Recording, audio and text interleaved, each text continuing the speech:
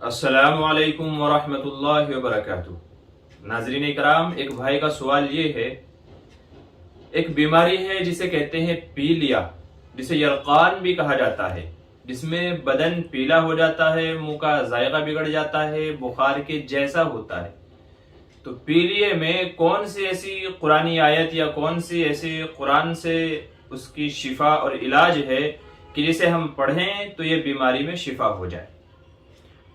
اس video کے اندر اسی کو بتانا مقصد ہے۔ قرآن کریم میں 30ویں پارے میں ایک سورت ہے، سورۃ البینہ، لم یکن الذین کفروا من اہل الکتاب والمشرکین۔ یہ پوری سورت صرف ایک مرتبہ پڑھ کر کے پانی پر دم کر کے روزانہ پلایا جائے مریض کو۔ جو بھی مریض ہے اگر وہ خود پڑھنا جانتا ہے تو خود پڑھے، یا تو کوئی دوسرا بندہ پانی پر پڑھ کر کے دم کر کے اس کو پلائے، روزانہ پلائے، انشاءاللہ بہت جلدی اس کو شفا مل جائے گی۔ اسی کے ساتھ ساتھ میں اللہ تبارک و تعالیٰ سے صدق دل سے، یعنی سچے دل سے اللہ تعالیٰ سے دعا مانگتا رہے اپنی صحت یابی کے لیے، شفا کے لیے، گناہ وغیرہ ہیں ان سے معافی کے لیے۔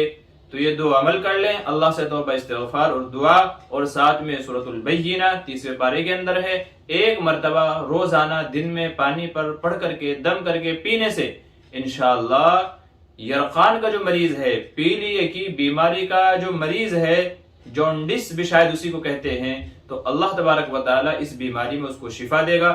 مولانا اشرف علی تھانوی رحمۃ اللہ علیہ نے اعمال قرآنی میں یہ وظیفہ مجرب لکھا ہوا ہے، بتایا ہوا ہے کہ لوگوں کو بتایا تو فائدہ ہوا۔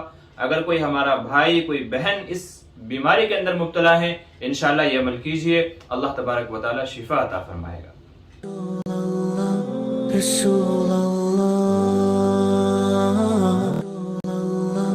رسول اللہ۔